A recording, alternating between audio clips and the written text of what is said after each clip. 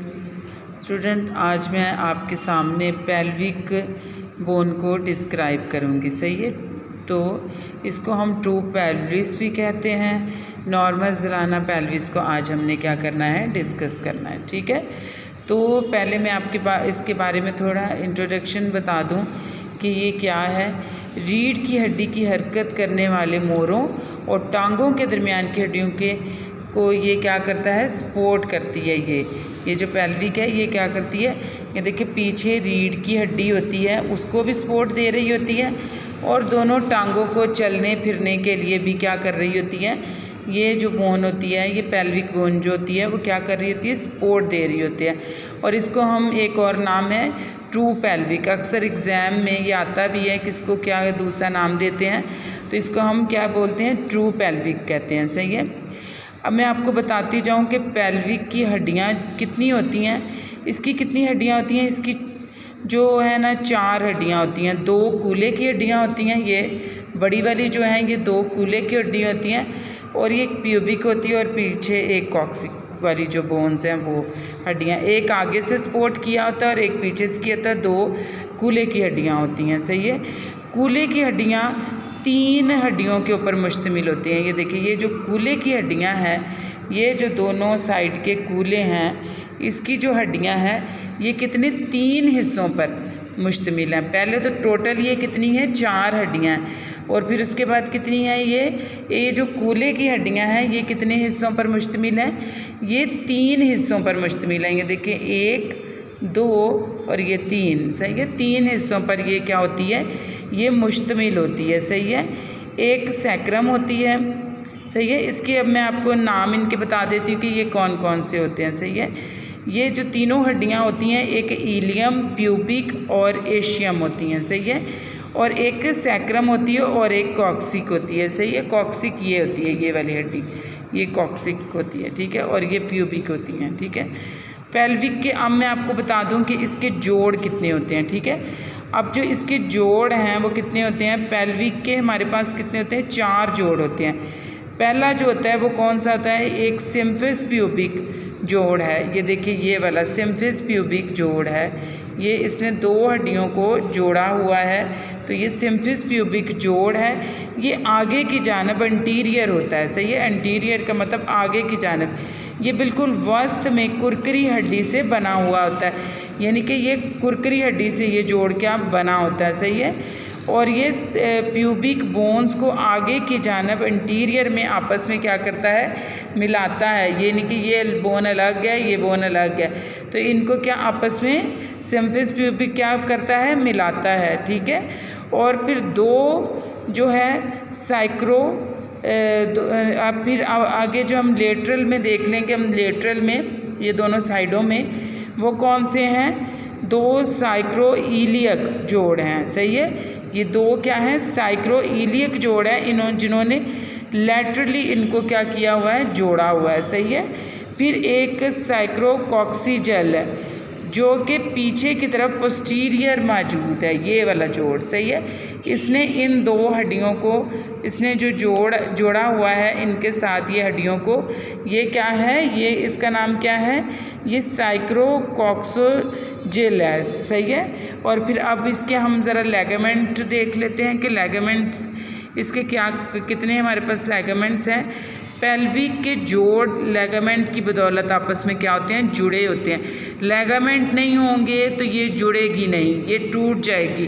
कोई भी चीज़ को जोड़ने के लिए जो रस्सियों, जो लेगामेंट्स की ज़रूरत होती है वो बहुत अहम किरदार अदा करते हैं। तो अब जो है हमारे पास लेगामेंट कितने हैं, पहला लेगामेंट जो है वो है सिम्फिस प्यूबिक इंटीरियर प्यूबिक लेगामेंट, उसका नाम क्या है, सिम्फिस प्यूबिक इंटीरियर प्यूबिक लेगामेंट। ये कौन सा वाला है, सिम्फिस प्यूबिक ये वाला लेगामेंट, से पहला वाला।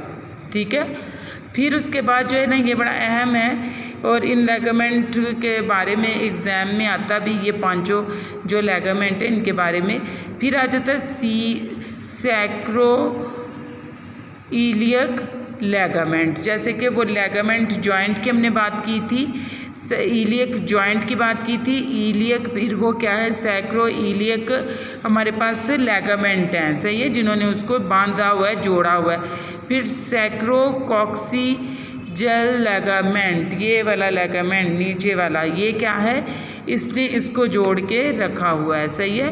फिर सैक्रोट्यूबरस लेगामेंट, कौन सा, साइक्रोट्यूब्रो लेगामेंट, ठीक है। फिर सैक्रोस्पाइनल लेगामेंट, जिसने स्पाइन को उसके साथ अटैच किया हुआ है, ठीक है।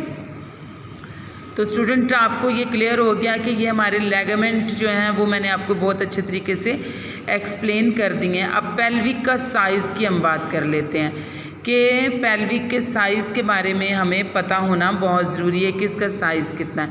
पेल्विक का साइज़ ना सिर्फ दोनों जिन्सों बल्कि एक जिन्स के मुख्तलिफ अफराद में भी मुख्तलिफ होता है। अब ये नहीं है कि आदमियों और औरतों का एक ही जितना होगा, यहाँ तक कि अगर दो औरतें हैं तो उनका भी ये एक जैसा नहीं होगा, पेल्विक का साइज़ डिफरेंट होगा, सही है। तो इसीलिए जो पेल्विक के जिनका साइज़ छोटा होता है, हड्डी छोटी होती है, वो नॉर्मल डिलीवरी के चांसेस हम उनको नहीं दे सकते, फिर वो सिजेरियन सेक्शन में ही जाते हैं, ठीक है। तो हर जिन्स के अफराद का ये मुख्तलिफ होता है साइज़, और किसी तौर पर भी फ़र्द की कद पर असरअंदाज नहीं होता इसका साइज़।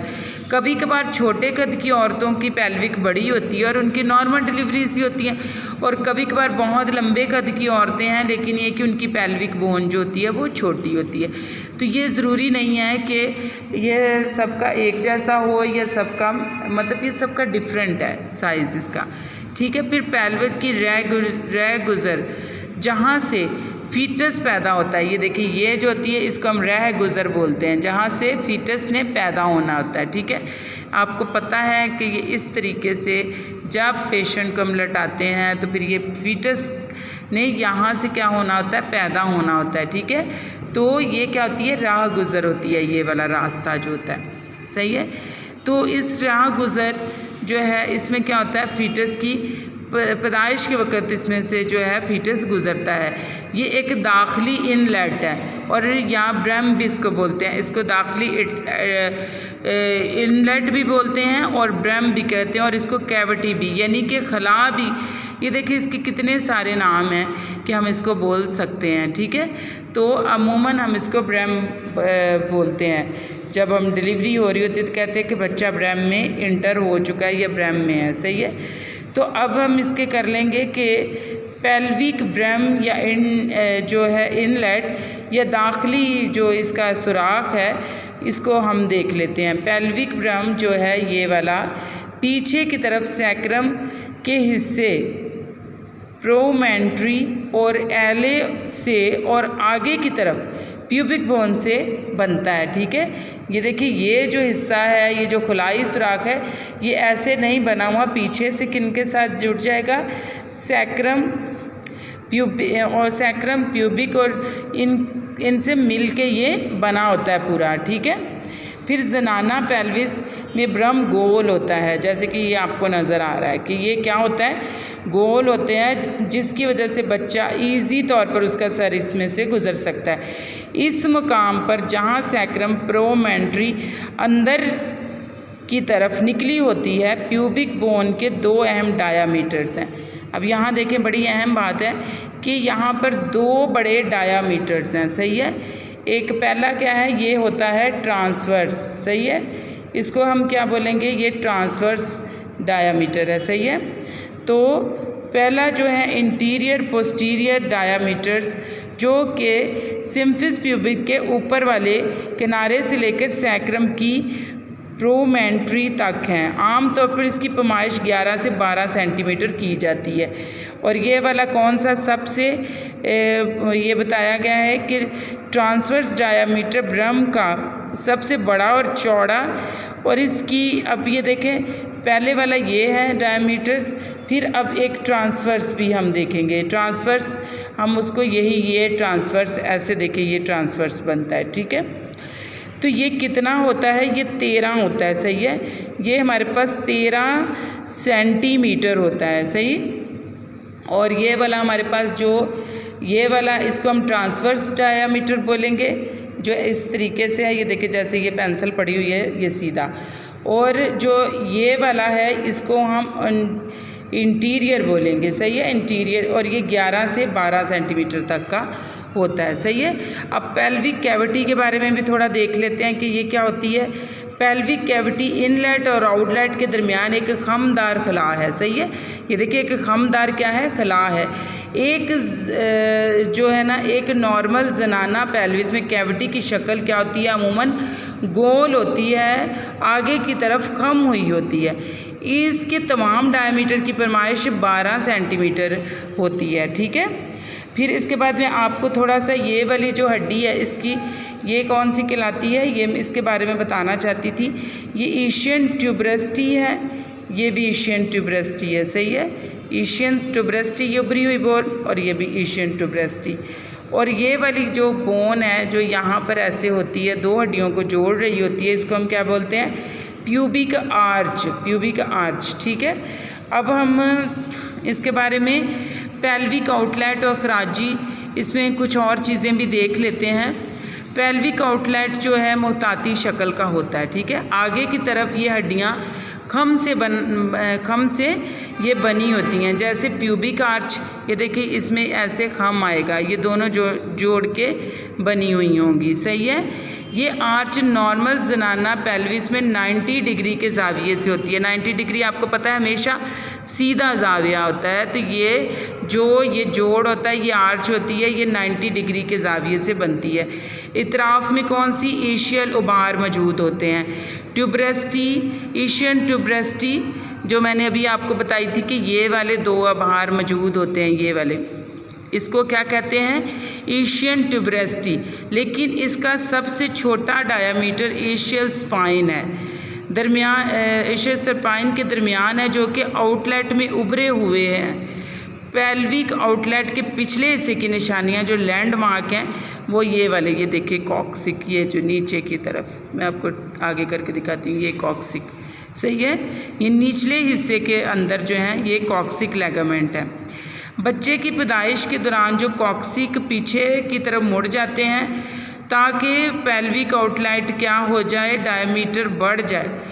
पेल्विक आउटलेट के सबसे अहम डायमीटर यहाँ पर ये मौजूद होता है। और जब बच्चे की पैदाइश हो रही होती है तो ये जो होता है ना, ये वाला, ये कॉक्सिक, ये पीछे की तरफ मुड़ जाता है, फ्लेक्सिबल हो जाता है, पीछे को मुड़ जाता है ताकि बच्चा इजी तरीके से क्या हो जाए, डिलीवर हो जाए, सही है। तो ये काफ़ी आपको यहाँ पर ये चीज़ें क्लियर हुई होंगी। अच्छा, फिर मैं आपको ट्रांसफ़र डायमीटर की पैमाइश दोनों ईशियल स्पाइन के दरमियान है, जैसे कि अभी मैंने आपको ये बताई थी कि इसका जो आम तौर पर ये कितना होता है, ये 11 से 12 सेंटीमीटर होता है, सही है, ये वाला। और ये जो ट्रांसवर्स होता है ये कितना होता है, ये 13 सेंटीमीटर। जो एंटीरियर पोस्टीरियर डायमीटर की पैमाइश है प्यूबिक आर्च की नोक से लेकर, ये कितनी है, ये हमारे पास आ जाएगी 11 से 12 सेंटीमीटर। और ट्रांसवर्स हमारे पास आ जाएगी, ये हमारे पास आएगी 13 सेंटीमीटर, सही है। अब इसके ज़रा हम अफ़वाल देख लेते हैं कि पेल्विक के जो अफ़वाल हैं वो क्या होते हैं। उनमें ये चलने फिरने के काम आती है।